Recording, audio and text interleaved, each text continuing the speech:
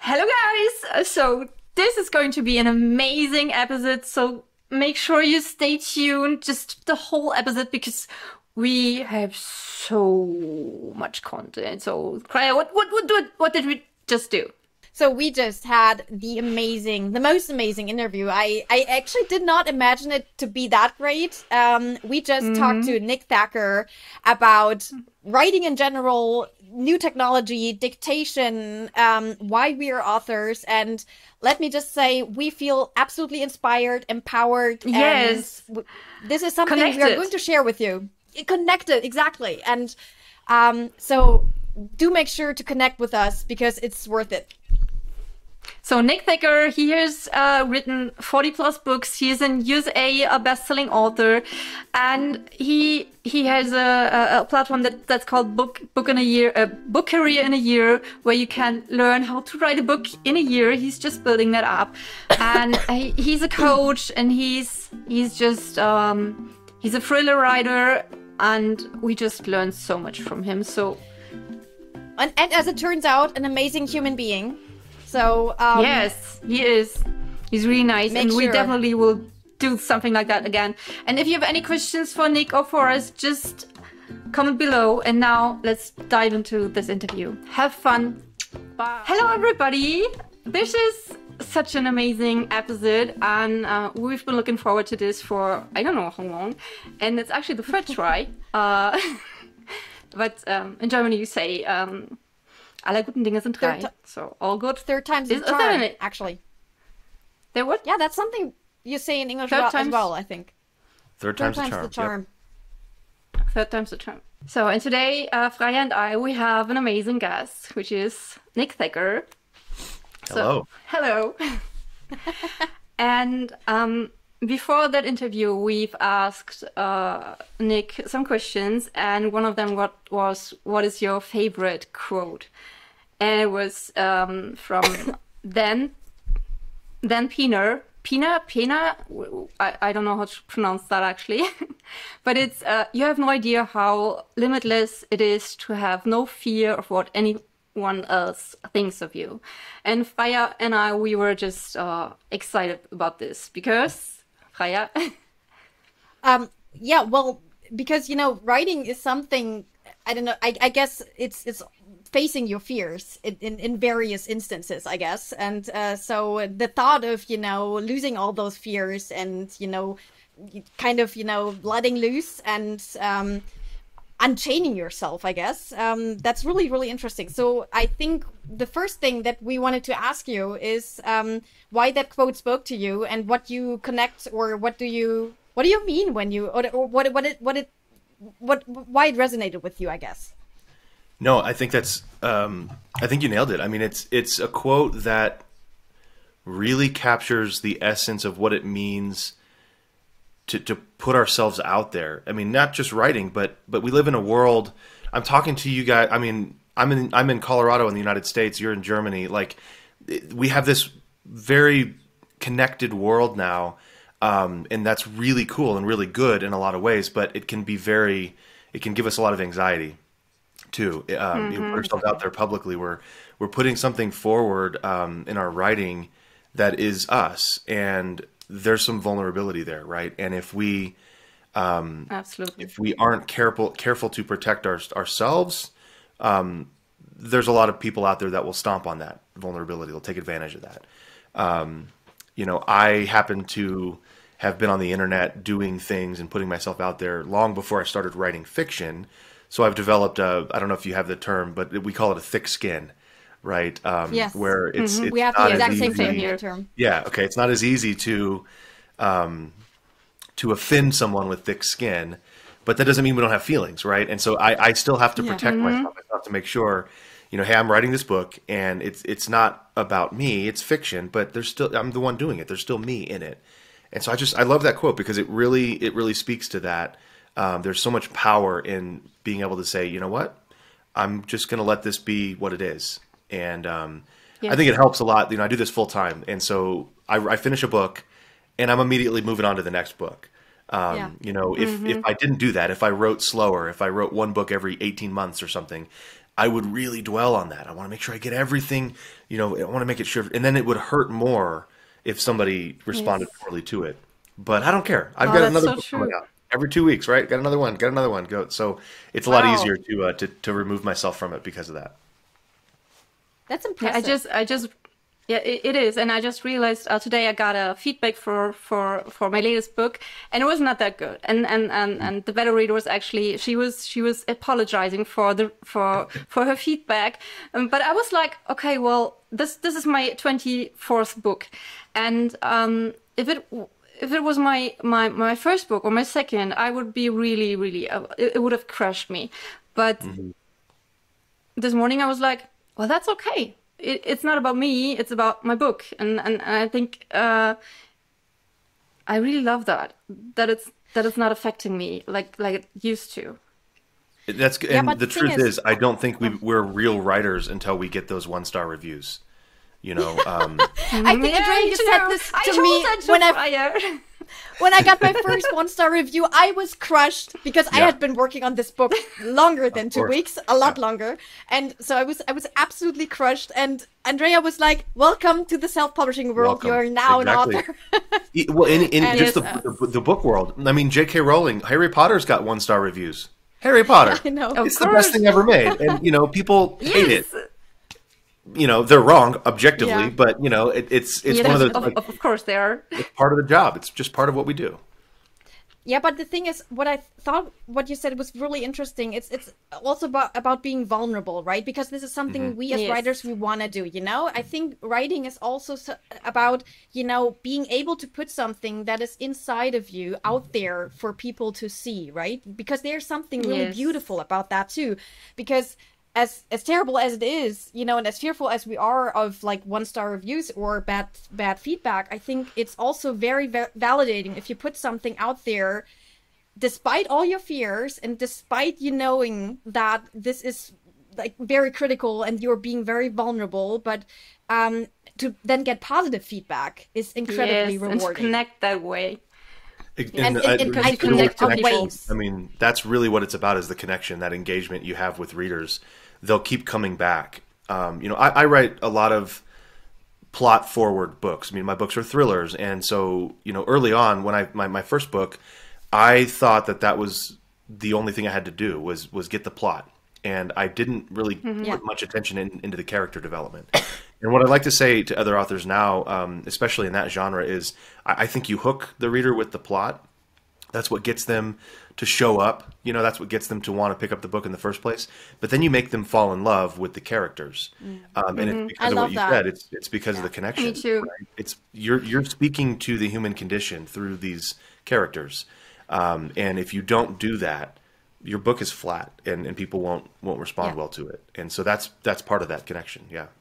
Right now I'm doing your outlining course, and you said that in there, and I was like, well, I'm just the other way around. The first thing I have on my mind are the characters, and I connect with the characters, and they are there, and then I tell their story, or they tell me their story, and I retell it or something. And I don't enjoy reading books that are just plot driven, because I really need that connection. And on the other hand, when there's a book where the plot is not that amazing, but the characters are great, I still want to know what happens to them, and I still want to read that book. Exactly. But the thing is, this is also what makes it so special, because I have made the experience that each character I create is, carrying some traits of my own, I'm putting kind of different versions of myself out there, my experiences, my fears, my loves, and putting that out there and making these characters authentic, and then have them let them have these great adventures. It's also, opening yourself up basically to the reader, because you are putting a part of you out there that is normally maybe hidden and not to be seen usually. Totally. So book every 2 weeks. Yeah, I was just about to say that. I'm shocked, by the way. Me too. So I know authors in Germany who put out a book a month, but I once heard of one who puts out a book a week. But really? That was really rare, and she doesn't edit it and stuff. Sure. Okay, now tell us. How do you do? For me, there's a system, right? I don't want to release a book that's low quality. I don't want to release a book that my readers are going to be frustrated with because of errors and typos. But no, for me, and again, I'm not saying that everybody can do this, but for me, it's possible. I wrote 80,000 words in a day once. Wow. But it's all by 80,000. But I wrote a book in one day. I wrote by 10,000 dictation. words in a day, and you were shocked. 80,000 words. Yeah, and you know, it's dictation, right? So it's still very rough. I still have to edit it. But thanks to some tools like AI, ChatGPT, for example, OpenAI's Playground, I can have some of my transcription fixed without having to do it manually, right? So there's things like that that help me along the way. And I also don't go into it without an outline. I have to have a very, very, very specific outline. And it may take me a few weeks to really get that outline. You know, I'm not actually writing the outline all at once. You know, I'll work on it as I'm working on another book. I'll come back to it. You know, I can do it at night when I'm watching hockey, you know, that kind of thing. But I won't start dictating until I have that outline pretty nailed down, because I want to dictate fast, and that only happens when I have the outline really tight. But that's pretty much it. I mean, it's outlining and then dictation and then using some tools for editing. And then I've developed a system for editing after that that helps me get the book done and out very quickly. So from start to finish, you know, it's usually 2 or 3 weeks. If I'm really pushing, I can get a book out totally, you know, from nothing to published in 2 or 3 weeks. I don't always do that, but you know, I've got so many of these other things, like the course that you're in. You know, I'm doing more courses for authors, and so I just don't have time. I don't have time to sit down and write all day. I wish I did, but you know, I need to find ways to do it.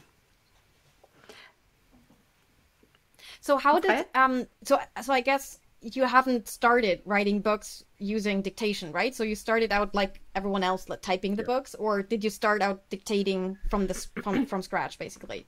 No, that's a great question. I started just like everyone else, using little thingies, writing books, and I didn't know how to do any of this. You know, like a lot of us got started, we didn't know anything, and so I used Microsoft Word, you know, and I just wanted to, you know.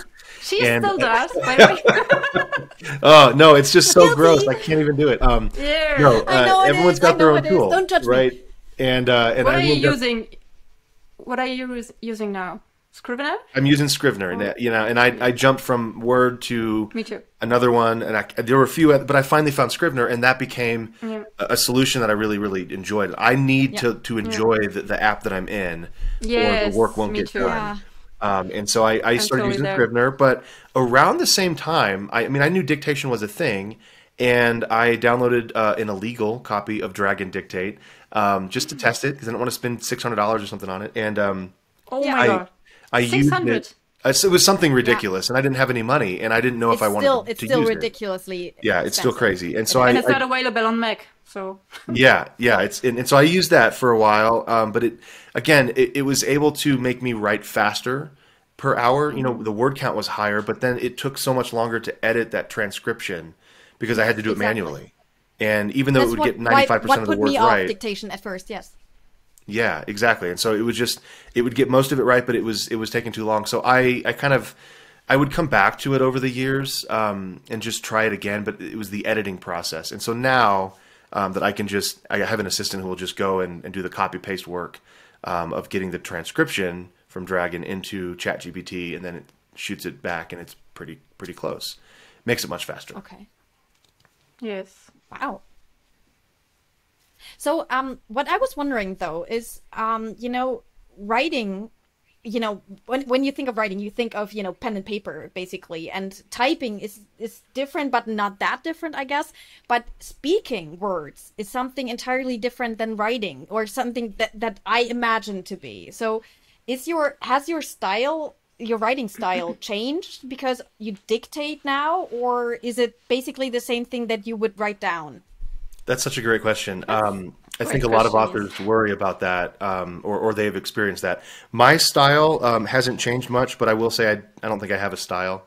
My brand of fiction is very, very honestly, it's very basic. It's very bland, even. Okay. I'm not trying to be artistic with my, it's not literary, it's thriller, and I'm just telling a story. Yeah. I know that I certainly have a tone and a style and all that. I get that, but I've never really worked on that. I've never really tried to identify what that is and, be more flowery with my prose, because in my genre, that's not something that readers expect. That's not really what they want. Yeah, exactly. All that to say, you're totally right about there being a difference between writing, typing, and speaking, and it's the only way I can do that without losing my mind is having that outline. But I had to start outlining in a different way, right? I don't want to get into the details, but it's not the same exact outline I would use. If I had to type a book, it would look different. The outline might be a little bit looser. It might be a little bit more open-ended.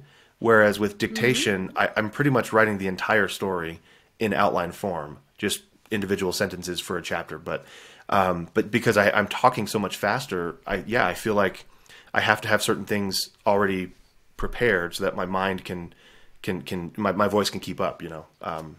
Yes. I guess I don't know how to describe it, but yeah, it is different.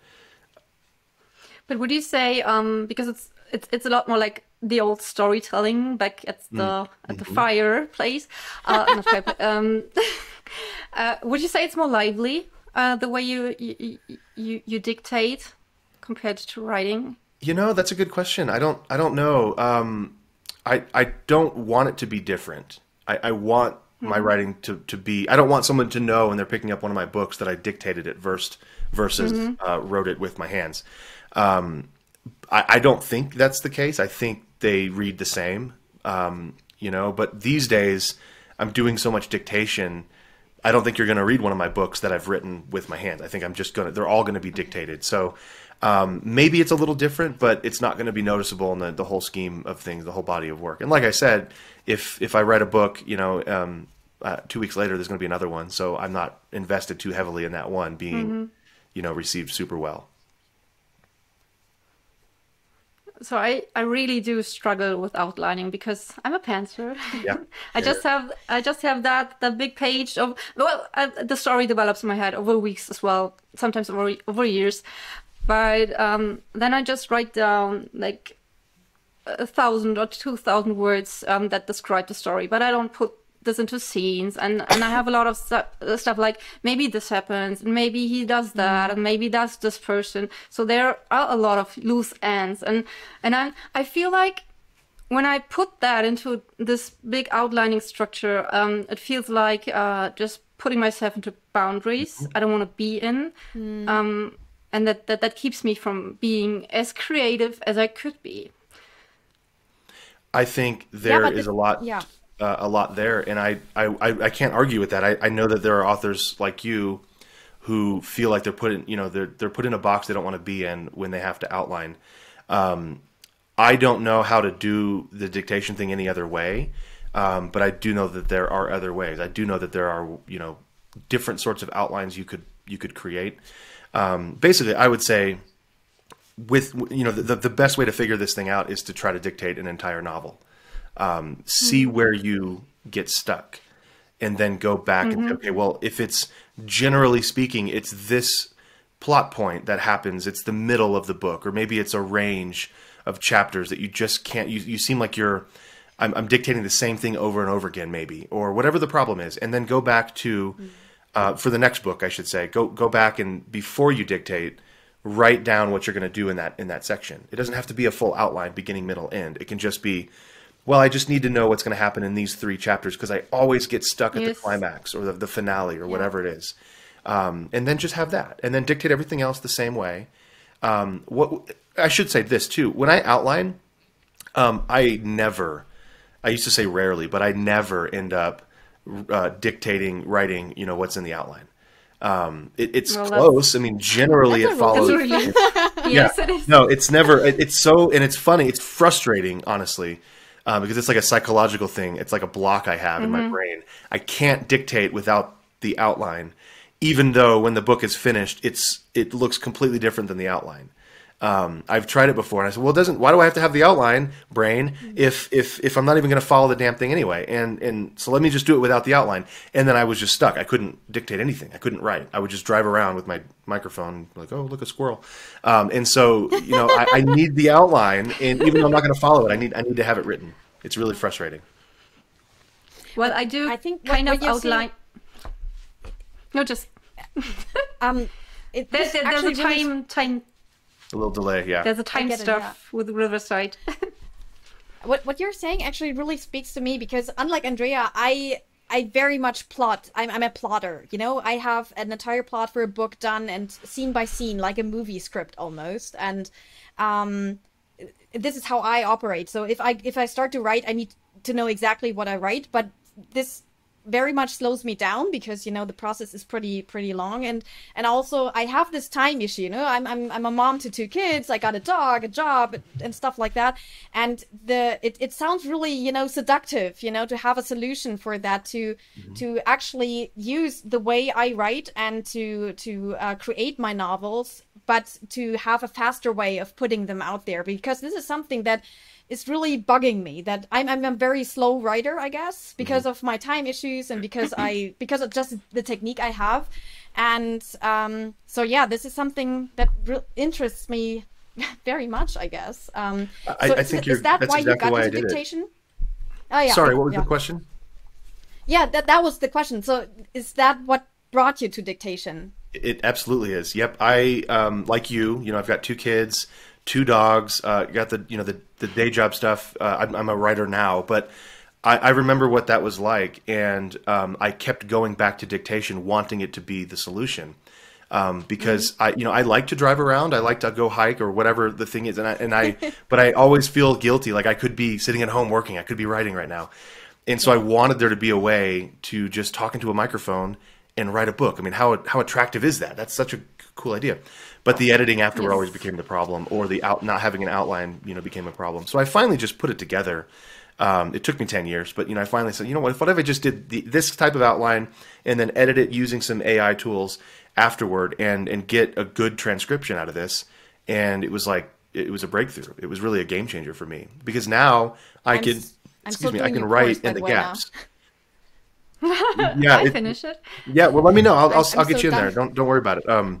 I think it's a good course, because the world needs more books, and we're not competing with each other. If people like to read me, they'll like to read your books, and there's no reason to hide this stuff. I think the world needs more books, and this is a big block for a lot of authors, is they don't know how to get their books out faster, or at all. Maybe they only have they have this really busy job, and then when they're done at the end of the day, they want to go home to their family and have a life, and that's honorable. There's nothing wrong with that.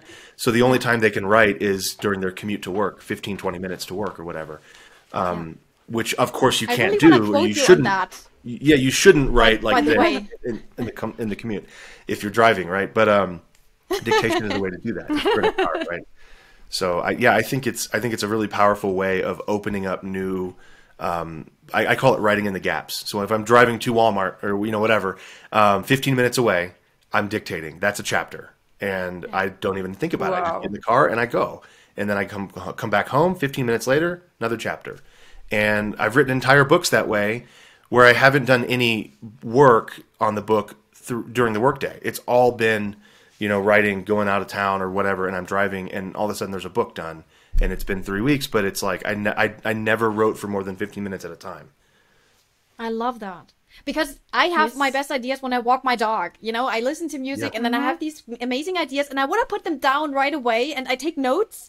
But then you have the note, you have to do something with that. So there's this entire struggle. And to think that I could have these thoughts immediately transported into written word is amazing. I love that idea. But here's a question. What do you use to record this and to dictate? Because I found the best thing for doing this when I'm walking is using the earpods. Actually, that's the cable headphones from Apple with the iPhone, and just the normal speech to text stuff from built-in, Apple. yeah. But the built-in one, yeah. But it's not perfect.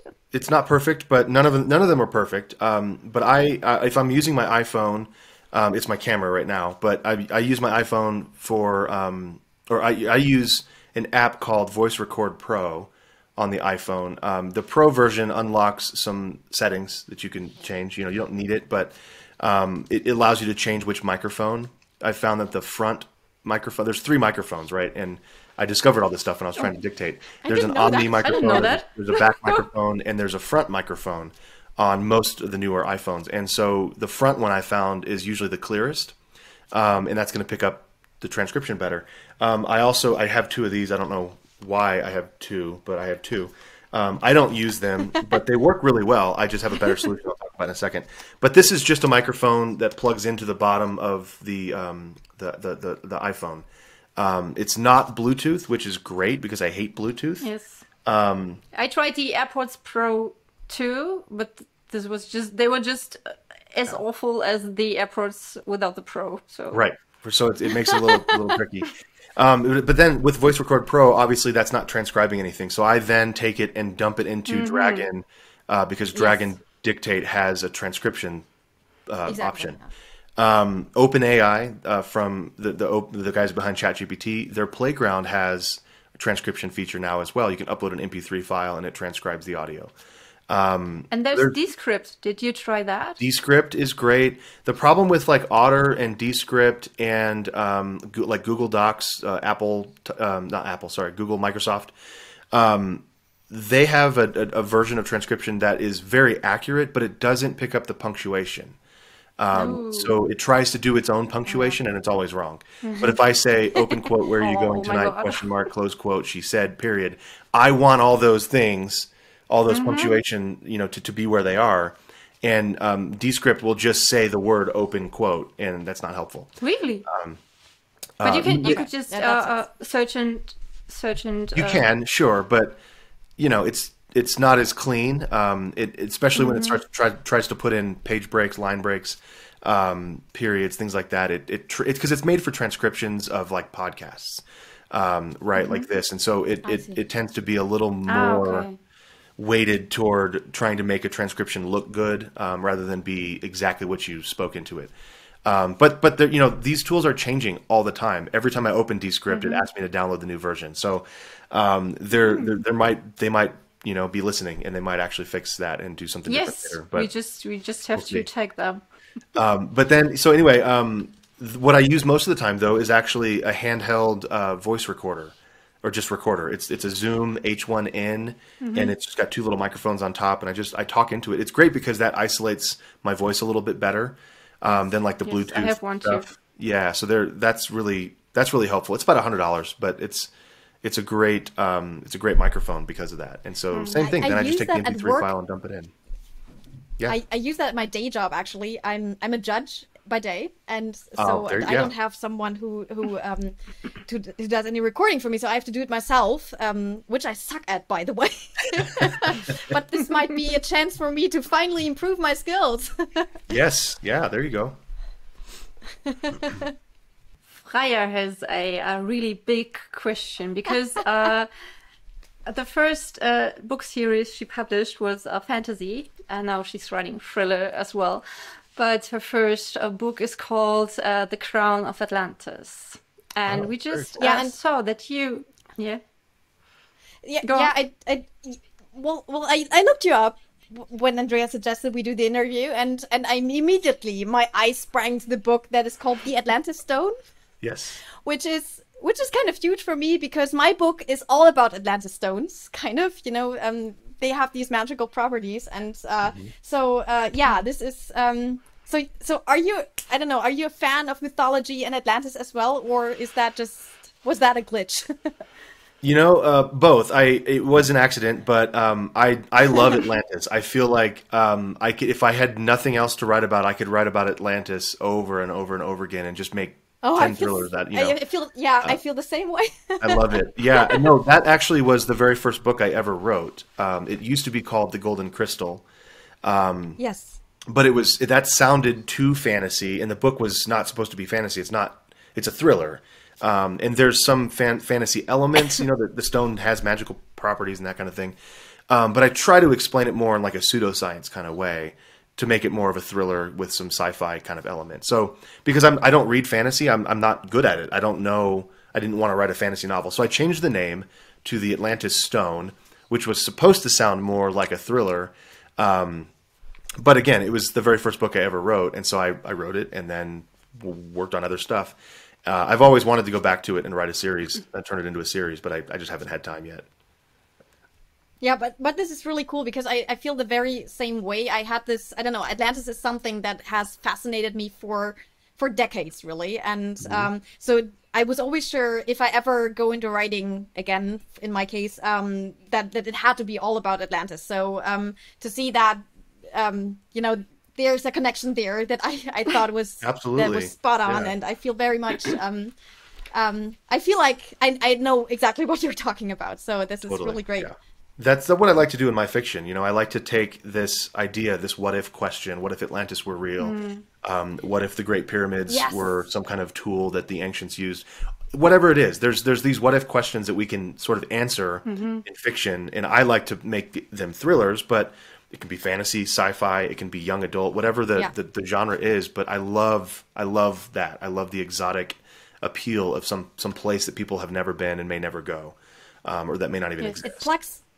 It plucks some of the magic of our reality and kind of enhances it with absolutely your story. It's beautiful. Thank you. Yes. Yes, it is. So Freya and I, we are going to London Book Fair next week, which is our first time. Yeah. And we are doing this because we are just about entering the English book market.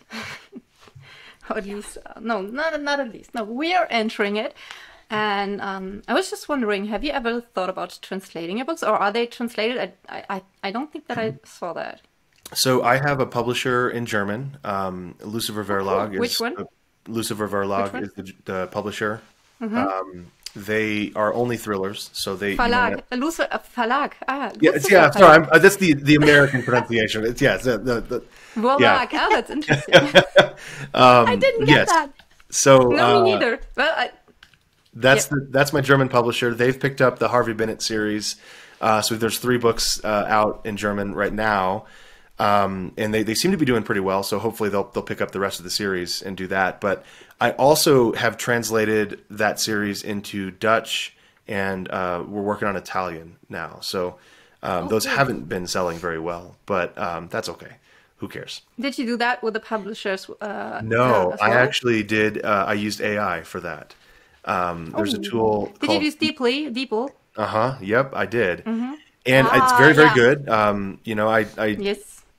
I don't speak these languages, of course, but I know people who do or live there in Italy or the Netherlands. And so I send a book to them and say, hey, you know, is this good? And they've said, yeah, this is very good. This is certainly good enough. But what I like to do is, you know, because it's translated by a service, I put that in the front of the book and I say, hey, I'm just trying to get this book into this language so that you can enjoy it. It has been translated by a service. So if there's a mistake, just let me know. And then I send them to a website to get their email address. That's so I can great. send them more emails. Well, that's amazing. I'm going to steal that. Do it. Yeah. It's a great way to get their email address so I can stay in contact with them, which is always what we want. Yeah. But it really is a way of, it's like saying, hey, I can't afford to hire a translator for this anyway. Yes. So this wouldn't exist in any other way. So if you enjoy it or whatever, go leave a review. But if there's mistakes, let me know so I can fix them. Yes, I've translated 2 books with DeepL, and one of it is it has been read by some beta readers and some bloggers, and they were all like, "Well, I wouldn't have noticed if you wouldn't have told me that this has been." But I do speak English quite good, right? And so I read over it, and I do edit it, and then I give it to an editor afterwards, and and now I just started with the second one. I started to put it into a pro writing ad to see some more mistakes. But DeepL is really good. I wouldn't have expected that, because in Germany, everywhere you read, well, you can translate your book into English, but don't do that with people. And I don't get it. I really don't. I think it's authors just keeping other authors from translating their books. I think it's gatekeeping too. As scary as AI and artificial intelligence stuff is getting, there are tools like this that are very good, and they're only getting better. And again, the argument is not that translators are bad people and we shouldn't pay them. They deserve their job, but I can't afford them. This book isn't selling in the Netherlands. There's no way that I can afford to pay a translator hundreds or thousands of dollars to translate a whole series when I've got no sales. Like, why would that's a risk that I don't want to take. So this is a great tool as kind of a stopgap. And if they blow up, then I can afford to hire somebody then and translate them better. If it needs to happen, right? And then again, the translators, I think they quite often they make mistakes too, right? They're human, right? Mm-hmm. Yeah, and I think well, the thing is, we kind of got into DeepL because my brothers are an attorney and they use DeepL to translate legal documents, so the translation has to be really good. So this is how we actually got the idea. And the thing is, I think especially if you have people who either know the language or you know the language yourself, and then you can make like modifications to the text, I think the results are actually really extraordinary. I was blown away by them, and it's actually really amazing. And I think this is one of those things where you can, use these new tools that are all of a sudden available to us through AI and stuff, and really make something great out of it. And I think this is another opportunity to connect with people all around the world, because this is what it's all about, like we said at the beginning. Exactly. And then again, translators could just use those tools as well and be quicker translating books, and more and cheaper by that, and better in the end. That's they true. could translate more books and earn the same money. I think it was in Adriana Pan's last podcast when she said these artists who may be pushed away by Midjourney, when they're mediocre, they could just be amazing prompters and create art that is way better than they would have ever been able to create with their own hands. Right. So, at the end of the day, it's a tool, right? Yeah. They're going to be used more and more and more. And so for authors like us who are doing it on our own, it's important to know what these tools are and to use them so that we can take advantage of them while they're here and while they're very good. If we don't, they're not going to go away. Like, we can't ignore them anymore. No. Not only we can, we mustn't. We really have to look at them. I think that everybody who's not doing this, they just fall behind. Yeah. Wow. So what's the journey of book career in a year? That's it, right? Did I get it? It is, yeah. Book career in a year. The website is basically all of my nonfiction side. So all the author stuff, the coaching, the teaching, the courses will all live there. The goal is to have these very affordable courses like the Dictation, the outlining course. Yeah, I love that. I really love that. I want to make those approachable. I mean, this is information. Yes. It obviously takes me a lot of time and work to put together, so I'm charging money for it. But I don't intend to make this prohibitively expensive. I want everybody who can watch a video to be able to go get these courses. But the purpose of that is also so that authors can go and kind of an a la carte menu, right? They can get what they want. So if they just want the dictation course or just want the outlining course. Yes, that's amazing. I love that. Eventually, the goal is to have a lot of these courses, and what Book Career in a Year will be a course in and of itself. And I will literally have a video series of how to build a book career in an entire year. Mm-hmm. And it will be a more expensive course, but that will be like the all access pass, right? So you'll pay a lot more money, but you'll get all of the courses. You can do them all at your own pace, or you can follow along and I'll literally say, okay, it's week 1. Here's what you need to do. Go watch this module and this video inside this course. and then do that. That's your homework. And then week 2, do this, week 3. And so at the end of it, you'll have 52 weeks of building your book career, building a career writing genre fiction. So that's the goal. We'll see if we actually get there. But so you really have that planned out. I've got it all planned out. Yeah. That's amazing. Sounds awesome.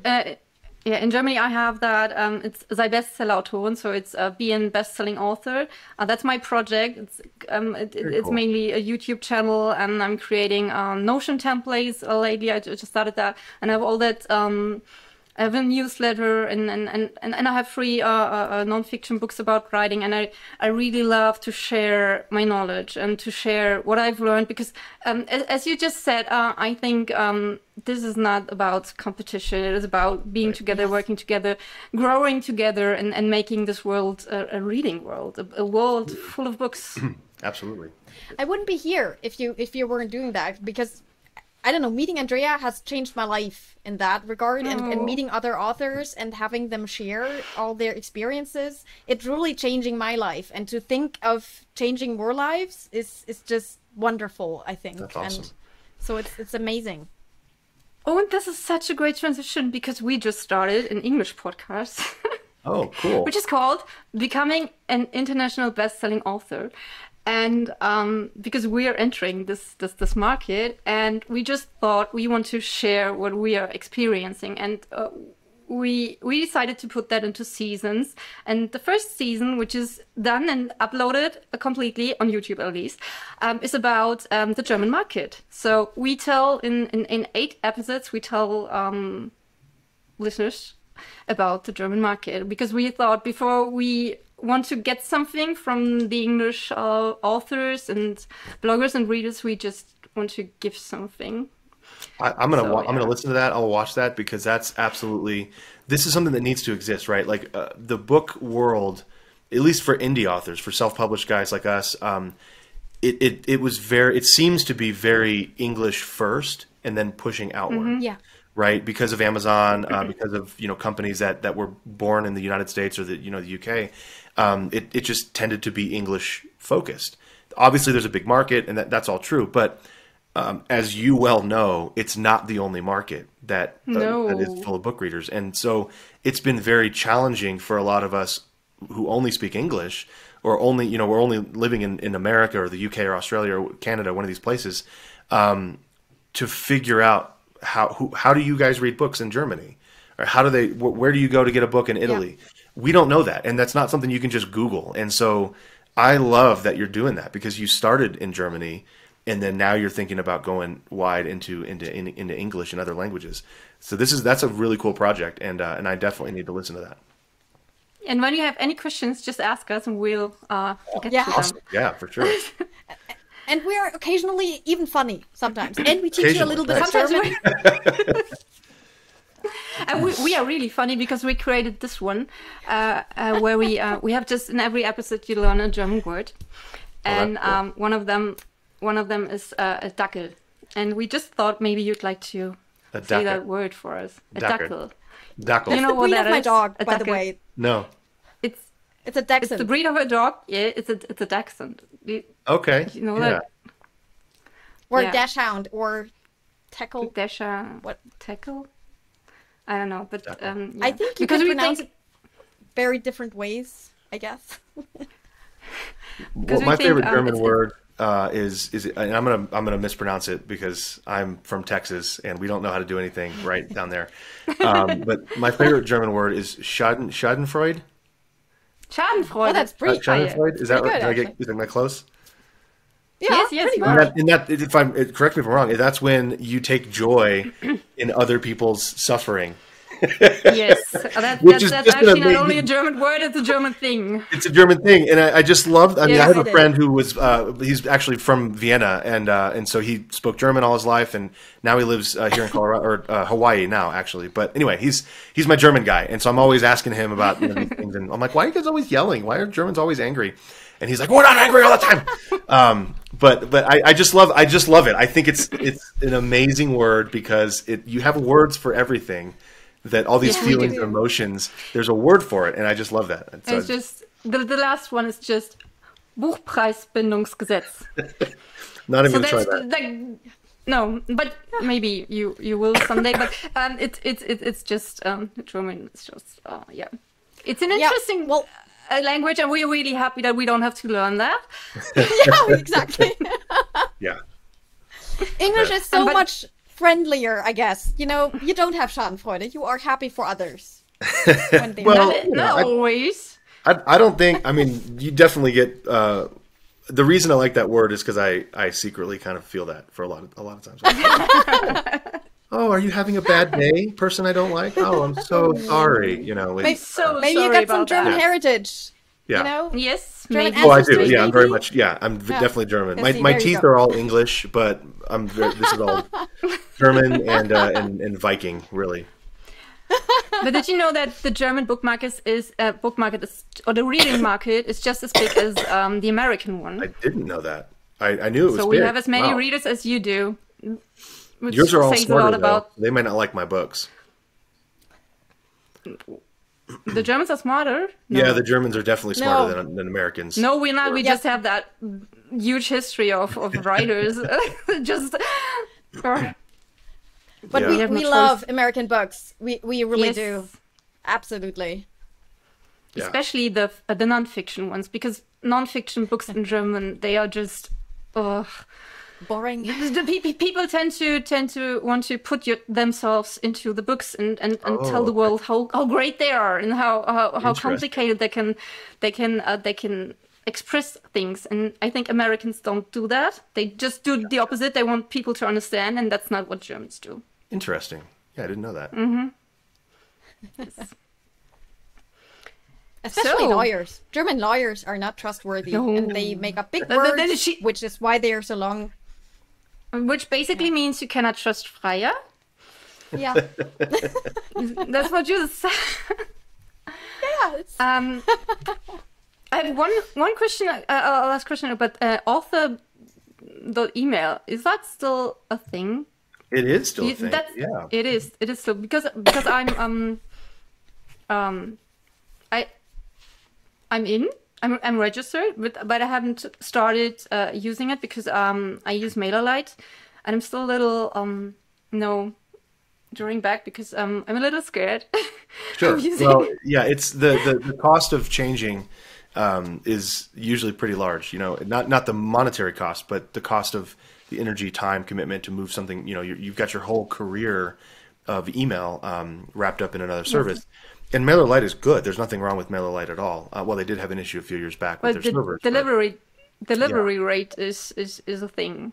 I hate Delivery, that. yeah. So author email is just as good, if not better, than any of those services because we don't have to worry about internet marketers, spammers, people Yes. just trying to send crap emails because we're only authors. It's only for authors, and so we will kick people out if they're not an author. You know, if they've never written a book before. That's not what we mean. But people who are trying to just go sell candles or something, that's not what author email is for. Nothing wrong with the candles, I guess. But because of that, and we've sent somewhere like 30 million emails over the course of 8 years now, we've built this reputation with our delivery servers, and so we're just as good. So what's your average delivery rate? Well, so the delivery rate needs to be 100%. And that's what we maintain. So That's the open rate. the open rate is probably what you're talking about. Here's the thing about open rates. That is, so ours is again, just as good as everyone else. But that's such a broad range because every author's different. Unlike other services, MailChimp, MailerLite, we don't send your email through our own server, basically our own email address. So like if you send an email like MailChimp, for example, if you open up the email header, all that nerd stuff, it will tell you where it actually got sent through, all the little pipes. Okay. And what happens is your email, even though it might be from nick@nickthacker.com, when you send it, they're actually just going to send the mail from like MailChimp and then a big number at MailChimp.com because they can maintain that delivery server on their own. We don't do that. We actually verify your email address. We'll send you a link from both of our delivery servers We have 2 right now, but we're always building new ones and setting those up and getting those built so that when your email gets sent, it's actually sent from your email address, like actually sent from your email address. What that means, though, is if for some reason, like you're on shared hosting, and you've had like there's a Russian bot on that host account, and that affects your domain reputation, your emails may not get sent to people's inboxes as much. Or if your Gmail, which is hilarious, if you use an @Gmail address, Gmail hates those, and they always put them in promotional tab or whatever.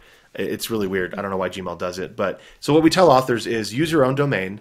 That's probably the safest thing, the best way to do it. And most authors will never have a problem with deliverability, reputation, all that stuff with their own domain anyway.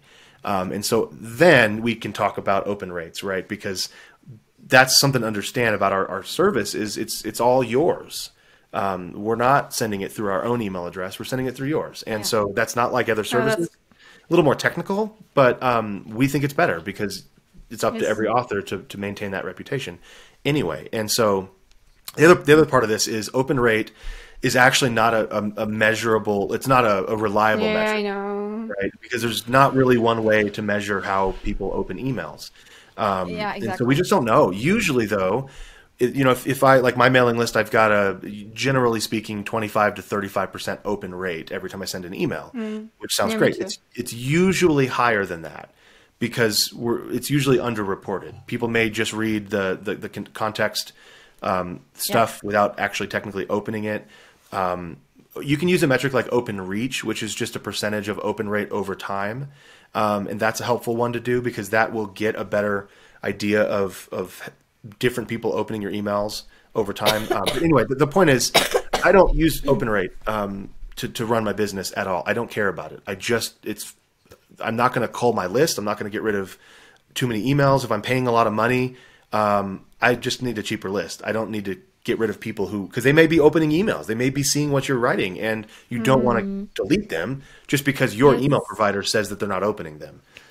So I always tell authors that if you're getting to the point you're paying $325 a month at MailChimp like I was, you don't need to cull your list. You don't need to cut people out of your list. You need a cheaper list. So go use author email. It's $10 a month. Yes. Okay. Yes. What about GDPR? Well, so that's another issue as well. That is something to pay attention to. Here in the United States, we don't care about any other country in the world, and so no, I'm just kidding. It's one of those things where we're like, well, it's not an American law, and so it's not that we don't care. You can certainly set up GDPR compliant lists through author email, but that is something that every author does. That's not something we don't mandate anything. There's no way to mandate that. You can have the checkbox next to the sign up to make sure you terms of service, privacy policy, all that stuff. But that's all something the author would set up on their own. In addition, my personal thoughts on GDPR, I haven't seen, and you'd be the person to ask for it. Like, I don't know that there's been enough case law or precedent for her to test. Yeah, sorry. Yeah, to be able to determine if this weird gray area of laws is actually something that's defensible and certainly punishable, right? I just don't know. Freya? I actually don't. I don't know either, which actually probably means that there aren't that many cases. This is like something, that maybe an issue in the future or maybe not, but it's something that maybe, been talked about more than it's actually an issue. I think that is the case as of today. I don't know how this gonna be in a year or something, but I don't know any cases either. So this is telling something in itself, I guess. Yeah, it doesn't seem, I've been trying to follow it, and it just doesn't seem like there's enough, at least publicly available case results that lead me to say, well, we have to do this or we can't do this. At the end of the day, any law that's set like this is intended to protect people from something. And so ultimately we as the author just have to determine, well, what are we trying to do here? And let's just abide by that and just be cool, and everything should be okay. Now that's not legal advice, obviously.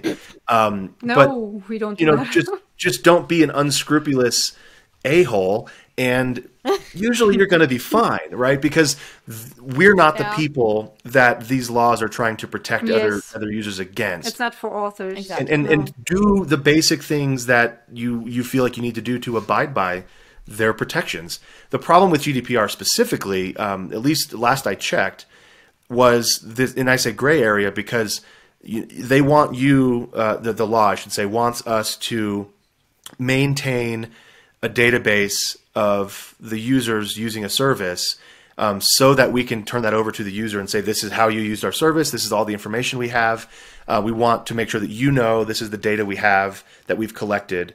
But then, and then be able to prove that. So even if a user left the service, we can be able to prove in a court that, hey, this is our database. This shows when they left. The problem is they also want the user to be able to say, I want you to delete all my data. And then we have no record of that user anymore. And so if something comes up, we can't. Exactly. So both of these things are trying to be true at the same time, and I just don't think they can be. And so that's specifically the area I'd like to see tried in court, because that would give us some case precedent then of like, well, how is this actually being handled practically by companies? If you want me to delete your information, I got to delete it totally. But then I can't prove to you that I deleted it because your information is not here. I can't find you in my system because I deleted it. Yes, that sounds... In Germany, we have a saying, where there's no claimant, there's no judge. So, first of all, for it to come to that, you would have to have someone who has some kind of violation to report and needs to seek damages of any sort. So you have to have some kind of damage report, I guess, that makes them go to court. And then you have a first case. And I think this is something that is probably missing, because what kind of damage can you do by sending someone an email he doesn't want to receive? So I think just, using common sense here should, make you sleep lighter at night, I guess. It's not, I don't know, it's not something that I would worry about too much. That's good to know. That's good to know, yes. So, I think we're almost at the end. Or do we have some questions left, Freya? How do we? I don't know. Well, I do have. I always have to. I have to find the questions. But have you another one, or have you? Do you have one, Nick? For us? Yes. No, I want to know more about the German market, but I'm going to go listen to your YouTube podcast, because we'll send you a link right after. Yeah, absolutely. Okay, so then my first final question is: what change do you wish to see in the book market?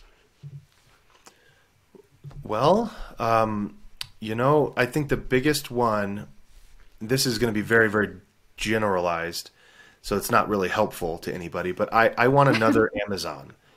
I want another company to be as big as Amazon, as powerful as Amazon, that's not Amazon. Just because the competition needs to be there. We need to have, that's how capitalism is supposed to work. Yes, it is. Right? It's supposed to be that way, and it's not really that way. It's supposed to be that. It's not that way. So I want to see, Amazon doesn't seem to care at all about authors or customers. It just cares about profit. And you can't fault it for that. It's a business. That's its job. But it just feels a little precarious, because everything that changes seems to get more and more authors. It seems to hurt more and more authors. I would just love, I know Kobo is just announced that they're coming to the US and UK with Kobo Plus, which is also a subscription service. So I'm hoping a lot of readers will go over there and start buying books from them. We just need someone to finally sit up and understand how to sell books the same way Amazon did early on. That would be a huge, huge, huge change. That's a great answer, actually. Yes, it is. We do have Tolino in Germany, which is I think bigger than Kobo, at least here. Okay. And they too have a subscription, but over and over I try to get into the white market and to publish my ebooks there, but it's just not working. It's just so difficult, and I think this is part of the problem, part of the German market, because we still have a problem with self-publishing here. So maybe this is just going to change here, but the basics are there. So there are good other e-readers than the Kindle, and you can read with your phone right now. So it should be. But I love that picture of having one or more Amazons here. Yeah. Because and I said just one, but I mean it could be any number, but it just needs to be Yes. something else. There needs to be something else that's really pushing hard to compete with Amazon. And I think publishing companies tried it, but they again didn't understand how to really sell books to readers. They were good at selling printing on dead trees and selling those and protecting that whenever. So the ebooks that they would release were $14.99 or $16.99 when the paperback was $11.99 because they're trying to protect that product. Yes. So that didn't work. And then Amazon, of course, an agency, the DOJ, all that stuff over here in America happened. Whatever. The point is, it's been tried, collusion, all that stuff happened, and it failed. And so we need another company or companies to really say, hey, we're actually really good at selling ebooks, and we're big, and we're going to do it, and give Amazon some real competition. That'd be awesome. I would love it. Yes. Yeah, especially if it's more author friendly, when there's really an incentive there for authors not to go to Amazon like it is here with fiction books. It's like a no-brainer. You go to KDP.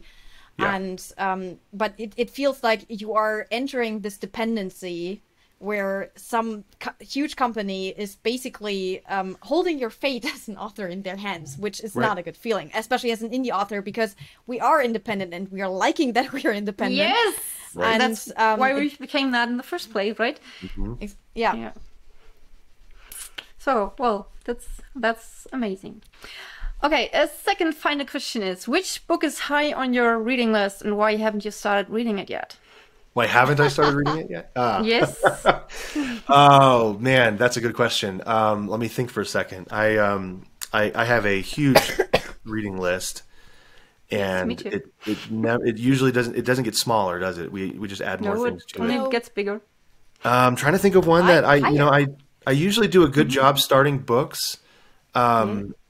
The problem I'm having most of the time is that I need to stop reading books that I'm not liking, but I can't. Yeah. I feel like I owe it to the author because I know the author personally a lot of times. Yes. And I always think, well, it could get better.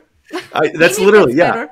I'm 85% through with the book that I just don't like, and I didn't like it at any point. But the author is a very close friend of mine, and I'm and I need to know. I need to know if it's going to get. It's not going to get good. It's 85% into it. If it's not good by now, the book I shouldn't say is bad. It's a great book. It's just not my style. I don't like it. And I'll tell him that. That's the thing. That's the best part about having these guys as friends. I'll be like, hey, I didn't like your book. And he'll just say, well, I made $500,000 last month, so I don't care. And I'll say, that's great. Yeah, I that's love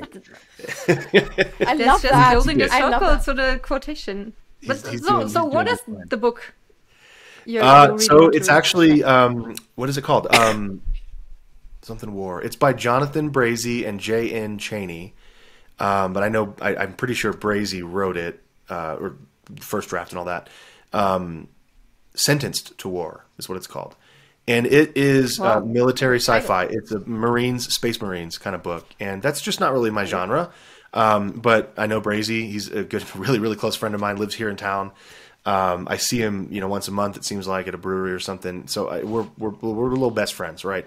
And when I finish it, I'll tell him. I'll be like, hey, I didn't like it. But here's why. It's very, very well written. It's all military lingo. It's all like, this is how, Marines would actually operate. That doesn't excite me. That's not something I'm super interested in, right? I wanted it to be more of like, who cares about the military stuff and the formations they're using? Just go kill aliens, And it's less of that and more of the military stuff. Anyway. Yeah, it'd be like that too. Yeah, it's me very, too. very good. I If you do like the Space Marine genre, it's probably the best one. It's really, really good, fantastic, but not my cup of tea, as we say. No. Great. So I feel really good. You know that? Yes, me Actually, too. This talk was. I don't know. I have so many thoughts in my head that I need to process, and so many ideas, and this is amazing. I love this. This is Well, what we'll do it connection again. is. We'll do it again And sometime. yes, we'd love to. would love to. We really do. Yeah. So- Okay. Where do So- people find you? You can find me online. Google me. There's nobody else with my. Well, there is one guy who's named Nick Thacker, the poor guy. He's a dentist in California, and I buried him. He's like page 3 of Google, so poor guy. Find me online, nickthacker.com, and then that's where you can find everything, including my fiction. If you're interested in the nonfiction side, that's all at bookcareerinayear.com. Great. That's a great Thank you name, by the way. so I love that. Yes. Thank you. Is it your real name? It is, probably. Which one? Is it your real name? Bookcareerinayear.com? That's not my real name. No, I'm just kidding. No, Nick I Thacker figured. is my real name. Yeah. Yeah. No, I never had a pen name. Yeah, I always did. I thought if I ever wrote romance, I would use my middle name, so it would be Nick Ryan. I think that's kind of cool. It sounds like Nicholas Sparks or something Nick like that, Ryan. but I don't really. Yeah. I'm the last person who should be writing romance. That's my wife. Is your wife writing as well? No, she's not. She No. doesn't even read my books. No, my husband, my guy, my man, we're not married. Okay. Yeah. He doesn't read my books either. It's funny too. 'Cause Mine she does, reads other actually. books. She loves other books. She's like, "Well, what should I read next?" And I'm like, I have like a bunch of books here. Just pick one. pick one. Yes. I feel really lucky right now because every time I write something, I actually read it out loud to my husband, and he sits there and listens, that's cool. and usually loves it. "You have a good kind of- husband." Yes, I she know. does. I lucked wife out. would I Kill definitely herself did. if I did that. I might just say when I have recorded the next book, the ones which is in editing right now, he will listen to it when I record it as an audiobook. Let's see Oh, cool. Yeah. if that happens because it's a great story. I Okay. also, Yep. I guess kind of an aside, but I am using AI for my audiobooks as well. Oh, And I'm getting in a lot of trouble on Twitter for that, but I don't care because it's good. so you use other AI generated voices or your own? Have you Both. put your Currently, I'm working with a company. I can't talk about it just yet, but or what the company is, but it's very, very good.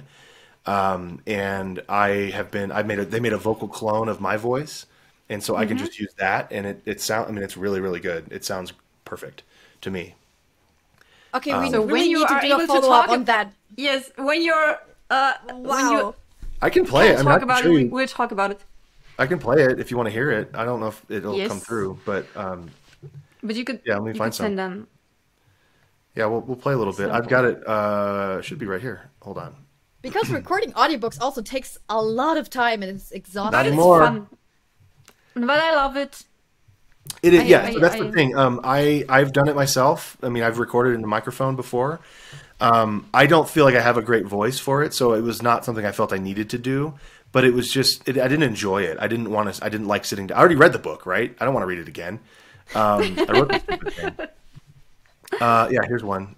Let me pull up. I'll see if you can hear this first of all. Chapter 2. October 11th, 1809. Griner's stand was less than a half-mile away, and for the first time since Lucius had left, he could see it with his own eyes. No more speculation, no more running through the details in his mind's eye. He could see it. That is AI generated. It's all What I the got. fuck? Yeah, it's all. Okay. So this is probably where we're better. going, right? This is where we're going. It's all the SAG-AFTRA is a guild, the Screen Actors Guild, and the voice actors are part of that guild, and they all hate me. They're all very upset that I'm doing this. They think that I'm taking their jobs away, and they're fighting me on Twitter. And if you know me, I hate bullies. I hate bullies. I will bully the bullies. I try to be. I mean, I think I'm a kind person, and I love. I want to spread the love and joy, but like when you bully somebody, I will bully you hard because I'm a troll and I will do it really well. And so I've been bullying these people who are bullying authors that don't have a platform. You know, that they're bullying Yes. authors and saying, don't ever use AI, and they're making fun of them and they're sending DMs and stuff. And that really pisses me off. And so I got in a little bit of a Twitter scuffle about a year ago, and it's still kind of going on. But the point is, you know, I have a platform, and I'm not famous, but people read my stuff, and I'm doing well. Your ChatGPT knows you. It doesn't know us, but it knows you. That's true. It does. I was surprised that it knew checked? me. I was like, okay, that's weird. Midjourney also, I asked it to produce Nick Thacker writing at the beach, and it like looks like me. I was like, oh, that's kind of cool. Wow. The fingers are weird, of course, and the face is kind of smashed, but it looks like me. And you know, anyway, but the point is, like, I have a little bit of a platform now, and I'm going to use that platform to make sure people are not being bullied, right? And specifically, and like, I'm not going to fight. Generally speaking, Yeah, I I don't have time, but you know, but authors, like, if you're getting bullied, tell me, because I'll go bully the people bullying you. I'll beat them up. I've got big muscles, right? So I'd be your big brother. Right. No, that's I just neither love... here nor there. That's a whole different point. But the fact of the matter is, this AI stuff is only getting better, and we can ignore it if we want. But ultimately, this is going to be something that helps us edge out. And it's not a competition, but some authors will not succeed if they decide to ignore this, because they're going to get left behind.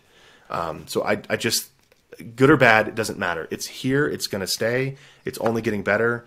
To ignore it is to basically say, well, I'm going to get edged out by people who are using this. Absolutely agree on that. And I actually love that you are, you know, kind of standing up for people who write and to have stories, to get them out there, because this is what we're all about. And this is why we are here. And it's a beautiful thing. And it's not something anyone should be scared of. Right. And that was really what the fight was. You know, people were attacking other authors I knew, and eventually me when I turned my attention to them, because, you know, they're arguing that I am taking their jobs away. And my argument to them is, first of all, I don't know you shit. Go write your own damn book and narrate it if you want. I get to do with it what I want. But more importantly, these are books that probably would never have been produced in audio format anyway. They don't make enough money for me. So why would I invest all that in a narrator when I don't know that readers are going to buy it? I don't know that I'm going to make that money back. So I'll use something much more affordable to me, like AI, in order to produce these, because then I can not only make money from it, I can profit from it, but I can charge less. The reader gets a product that's less expensive. That's the point, right? You can charge less, and you can, and you can take a job away that wasn't there in the first place. So if you hadn't ever had the plan of making an audiobook, then there's no job that is falling away. I was like, hey, I'm not taking your job away. You didn't have one to begin with. I was never going to hire you. And you're a jerk. I'm not going to hire you now. No. And then again, the world is changing. It's always been changing. And jobs have always been fallen for other jobs. So it's just a development. It's just the world moving and growing. That's right. So I guess it's been an absolute pleasure. It has. Thank you. Yeah, this has been fun. I love talking about this stuff. I hope we get to do it again sometime. This has been very, me too. What do we say in America? It's been real. It's been real. And then we go like this. It's been real. Yeah, that's us. We're real. Schadenfreude. Schadenfreude. That's probably what it was. No, it's only Freude. Only Freude, which is joy. So, Freude. And friendship. Freundschaft.